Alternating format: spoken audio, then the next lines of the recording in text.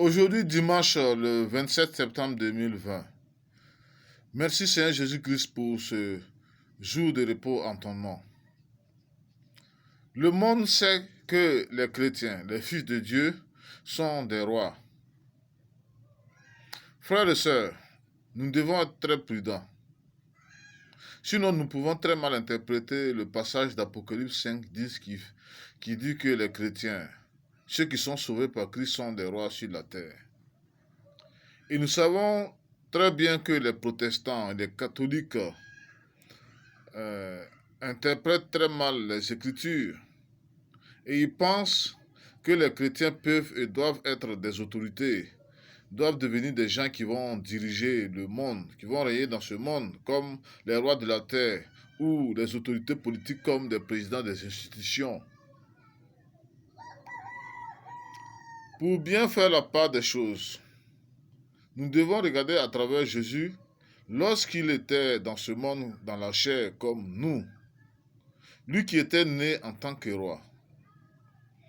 Lorsqu'on informa Hérode de la naissance de Jésus-Christ en tant que roi, nous voyons que Hérode n'était pas prêt à accepter le règne de Christ, le Fils de Dieu comme tout chrétien qui est un roi.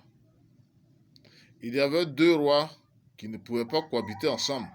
Un roi selon le monde et un roi selon Dieu, Jésus-Christ. Jésus est l'exemple parfait de tout chrétien qui est roi. Et nous voyons que le règne de Jésus était un règne de service. C'est-à-dire que c'était un roi qui était prêt à perdre sa vie, à dépenser tout ce qu'il a de précieux pour sauver, apporter la joie à ceux sur qui il domine. Par la vérité. Et en examinant Jésus, en examinant très bien les disciples et Jésus, qui était le roi parmi eux, nous voyons que Jésus ne demandait rien aux 12 comme effort pour son service, pour le servir. Lui, le roi parmi eux, c'est Jésus, au contraire, qui est l'image parfaite d'un chrétien roi qui s'est rendu humble comme un serviteur, un esclave parmi les 12. C'est l'image parfaite de ceux qui sont en Christ et qui sont aujourd'hui appelés rois selon le Saint-Esprit. Mais en comparant les rois de la terre, les présidents politiciens, nous voyons que leur règne est basé sur la fraude, sur la corruption. Et on y trouve parmi eux des catholiques, des protestants. Je vous dis, ces gens sont de faux chrétiens, des enfants du diable. Un chrétien roi, c'est celui qui sacrifie tout de lui pour servir les autres comme Jésus, le roi exemplaire pour tout fils de Dieu. Quand Dieu nous parle qu'ils sont des rois et qu'ils vont régner sur la terre, alors que Jésus, le roi exemplaire pour les chrétiens, fut crucifié par ce monde